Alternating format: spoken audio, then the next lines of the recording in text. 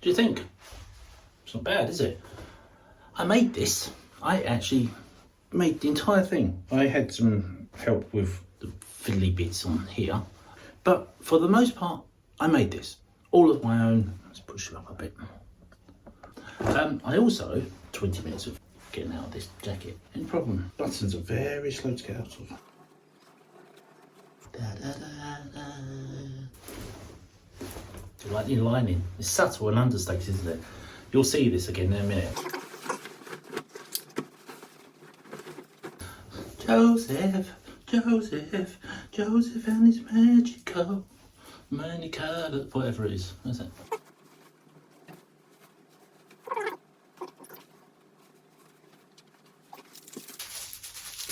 I also made this detail on the cuff. It's got 4 pockets, 1 and 2, like that, see? And vented at the back, fitted, and has an overlapping, oh god, too far. The lapel stops, so when it's undone, it does that. It makes it look unusual, and the buttons are all different colours. And of course, subtle, understated lining. Yes, that's Alexander McQueen's influence on me, clearly. I've also made shirts, and I've made trousers, some not successful. And I've made lots of other bits and pieces. But we're not here to talk about that. If you want to see that, there was a video about clearing out the wardrobe, and I just wanted to show you this because a few weeks ago I did a little run through some of the art portfolios and some of the sketch pads and the fairies and all of the photos and all of that. And then I have this, which I didn't show, but I'm going to show you today. For years, I've drawn clothes. I've made clothes, and I've had the idea of making clothes in my head for years. It's evolved into actually real clothes. But this entire portfolio is made up of art and designs and drawings and things that I've come up with over time. And I just thought I'd show these with you. My mum made clothes all her life. She grew up in Old Street in the centre of London, and she used to go out on a Saturday to Carnaby Street in the early 60s and look at Mary Quant and all of the shops and that, go in, try on the clothes, work out how they were made, then go to buy the material, go home, draw up a pattern, literally just draw a picture and work out what it was, and make it. And then the following week, she would wear it to go out. The only thing she bought was bags and shoes. She worked at Kodak, and she would buy shoes and bags, and then she'd make all the clothes herself. And she was known, she was very big on the mod scene, and she was known as one of the most stylish people. If you ever talk to anybody about my mum, they always go, oh, she was so stylish. She was so smart. But she taught me how to do stuff. And so she'd go, if you see it, you just draw it down and work out the shapes. Like you draw this piece of material. You draw from here down like this. You draw it out, work it, you add a bit to the side so you can seam it together, and you create stuff. Funny little story for my mum. In the early 60s when she was first going out with my dad, she made mini dresses, and she used to say mini dresses used to go to the middle of your hand, arms straight down, they would stop there. Middle of your hand, that's how short they were. And then you'd wear under knickers, shorts that went underneath. What the K-pop dancers and idols wear now, pretty much the same outfit, back in 1962, 63. And she used to live in Peabody buildings in Old Street. But at the end of the road was a metal gate that got shut every night so the Peabody buildings would be enclosed. And the only way out was to climb over the fence. So she would go down. My dad, he had a gold Vespa. He looked like Sting in Quadrophenia, but gold Vespa rather than silver Vespa. It was all about looks. And my mum would run down the walkway, throw her bag over the fence, climb up the fence, put her hand over top and flip. You know, like army soldiers do over the tops of things, like do that. She was really athletic. Jump, drop. My dad always said the first thing he saw with my mum every night was her knickers, because that was what you'd see, the flash of the spanky pants, as the cheerleaders call them. When she died and my cousin was doing the eulogy and he asked, so many people told that story randomly. But we're off subject. That's nothing to do with this. Just random little add-on. But she used to make all of that, including the spanky pants. But so she taught me how to draw and how to design. And so this is where there's the material for that material was also there. You see, it was originally going to be a dress. And I started making the dress with the material. Then realised it wasn't working. The material kind of got reused in the jacket. What else we got? We have the lace wedding dress. Wedding dresses. I draw wedding dresses a lot and have done since I was a teenager. Made purely of lace, as you can see. Then we have variations on a dress, a long sleeky dress and a thing. The heads are really weird. These were drawn about 10 years ago and the heads are terrible. They're really small and on really long necks. I guess it's stylish. Next up is the one-sided bikini. I've had this idea for years and someone's now going to steal it. But the most minimal bikini basically wraps around one side. It's probably got some wire in it, like an underwire bra, and a rather dramatic sort of duster coat. Black panelled long dress, short dress, all open at the side, slits and exposed. Next up, trouser suit. I think I had this as an idea for somebody many years ago, but yeah, really sleek, really slim waist, very high cut, just exposing a little bit of underboob. Very stylish, like that. I had this idea for many years, black double-breasted, very similar to what I'm wearing now, but cut for a female. So very short, once again, very sort of K-pop idol length. Very short with clipped on suspender belts, like metal clips, double-ended clamp clips. The sleek PVC boots. The cutout dress. This is a drawing from a scrapbook or a sketch pad when I was about 14. And this is done about 10 years ago, 8 years ago. I redrew them and redo them, but the same idea. Again, same sort of dress jacket, very smart, very fitted, with panels cut out. Not a new idea, but new designs. I mean, it's very pop star-y, Western pop stars more. Okay, we have, well, I would very definitely say a K-pop artist's outfit. That very sort of short fan dress, pleated, multiple different colours and patterns, polka dots and tartan, and a short off one shoulder top. You can't see that. But I saw something very similar to that many years ago. It spells Vogue. There's a V, there's a G, all around is letters, and it's cut out. It was for an anniversary thing, and there's also something that was, I think that was Izzy Miyake, and I redrew it. I think it was the 75th anniversary of Vogue, so whenever that was, many years back. A panel dress, a dress made up of lots and lots of panels of leaves and all sewn together and stitched, and so it all fits and clings, which is possible. I really like this. The red. Again, this very similar to that. This red design is very short, fitted, very tight, but then flutes out and has underskirts, so it like frills out a little bit, almost like a French maid's outfit or something like that. Prom dresses or evening gowns, very elaborate, very lovely. Fishtail and lots of ruffles. The hoop dress, made entirely of hoops. It was very avant-garde, metal, just it'd have to be welded together, and God knows how you'd get into it, but you would. A very industrial zip up the back.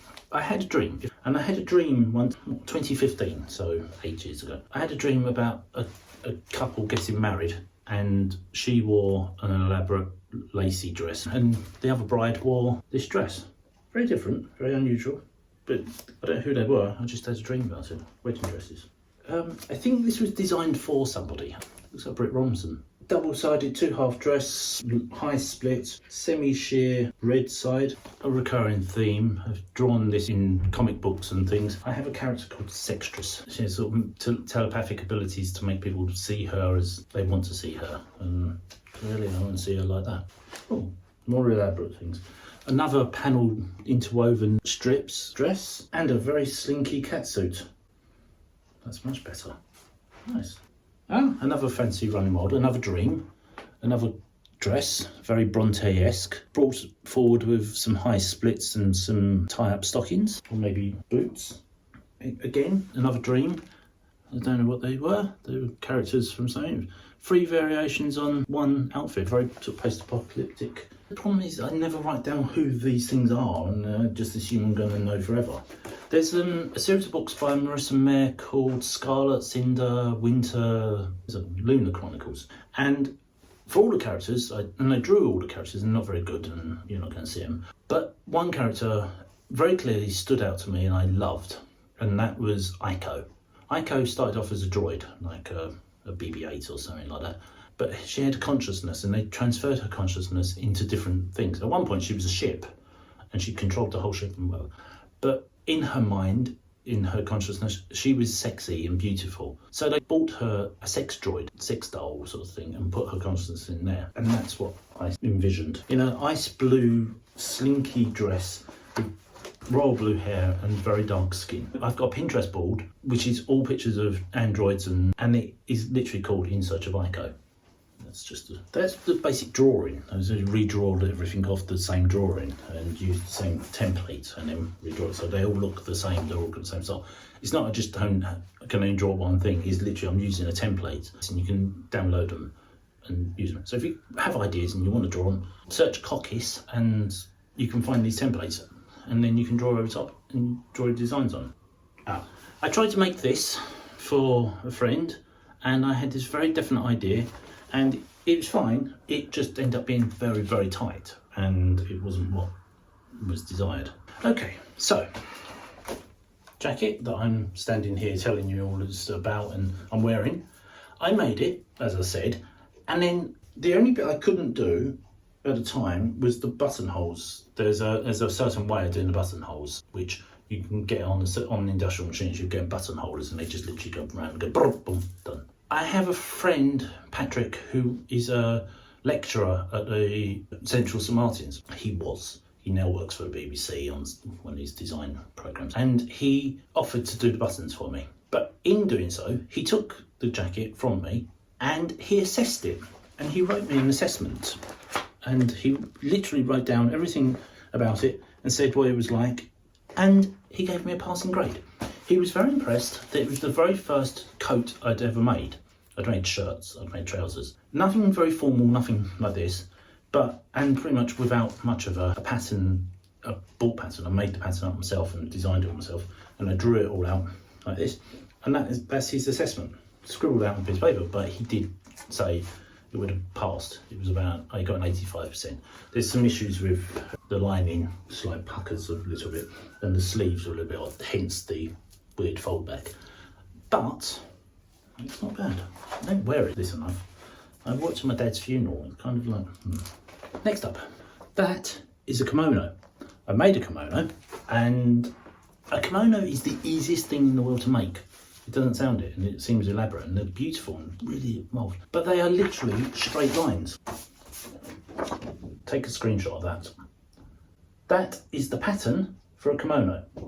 You turn that out, basically you draw that out and you measure it out. You take the material, lay it out, measure it, cut it. You don't cut any curves, even in the collar and all around. It's all, then each panel is sewn together in a certain way. And traditionally, when you wanted a cleaner kimono, the stitching was picked and pulled out, and the entire thing would fall apart. You'd then wash all the material, hang it, leave it to dry for days, and then put it back together. And because they were a certain way and they were stitched in the corner like A, B, C, D, E, G, and E, so on, sewn together, you had a whole new kimono that had been cleaned, and I made one. The faces are hideous. I could not draw faces. They were terrible. I used to try and draw the noses in. More superheroes. Can you name them?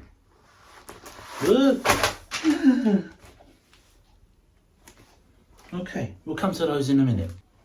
Okay, now these are old. Now these are old drawings redrawn to go in here.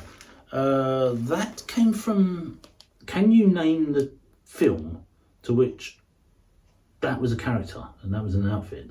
This one. There's a poster for it. If you do, leave a comment below. The panel dress with the big buttons, and another little, again, all old pictures redrawn just to go in here rather than having all these scraps of paper that have just fallen on the floor. Many years ago I saw a Versace dress in Vogue and I fell in love with it. And ever since I've just been obsessed with it. It's the ultimate wedding dress, in my opinion. Very sort of Regency, elaborate, really big. The back of it comes off. All of this buttoning, all of this unbuttons. Unbuttons, leaves a mini dress and really elaborate boots. I can't get rid of it. I've got a line, beam of light coming from through the window. If you do that, that's the tree dress. Vines and forests and the entire ecosystem, flowers and trees, and another redesign. I had a friend, Karina, who was a quite semi-successful blues singer, amazing voice, and I drew that for her as an outfit, as a costume. Right, there's a big mess on the floor now. Subsequently drew all these up and then end up finding more. That was another jacket, another design. You can see in that, you can very definitely see the lapel where I got the idea for this jacket. The lapel just ends here and it overlaps. I was 14 when I drew that. I made this, what, 5 years ago? Ideas stay with me. A pair of hands. It's got absolutely nothing to do with this art portfolio, but Red Queen. The Red Queen books, one of the characters that stuck with me, and my favourite character was Evangeline Salos. And that's Evangeline. You may have seen this on the wall. It was up temporarily, but I've got an idea, and I've got, this is a plan. One of the statues I've got, I want to try and change. But it's like, I've got to do 2 or 3 other statues first to practice before I attempt to turn that into this. Right. Again. What is it? That's not very hard to work that out. Peter will get that straight off. Answers in 3, 2, 1. Tasha Yar, Star Trek Next Generation. That was her, pretty much her entire uniform. And then, what's the episode? There you go, you can do that one. What's the episode that she wore that in? And that's it. That's the entire portfolio that fell apart. It took me half an hour to go through it and show you these random drawings and these outfits and things. But yes, there we go. But yeah, that was just another one of those portfolios. I found even more recently, so there'll probably be more of these videos. Different things, so it won't just be my random bad drawings. I hope you like this. If this was good and fun and entertaining and enjoyable, and if you want to leave comments down below of the film that Dress was in, or the episode of Star Trek that was in, go for it. If you like this video, give it a thumbs up.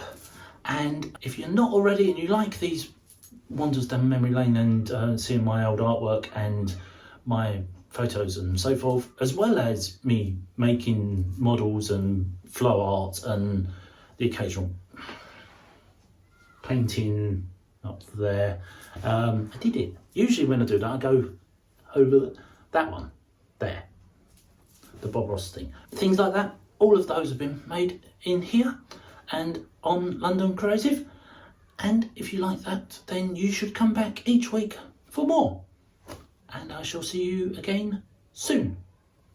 Bye.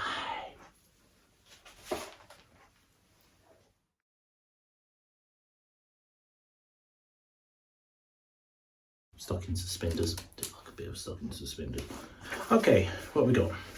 This is all the stuff that's fallen out again. Drop some more.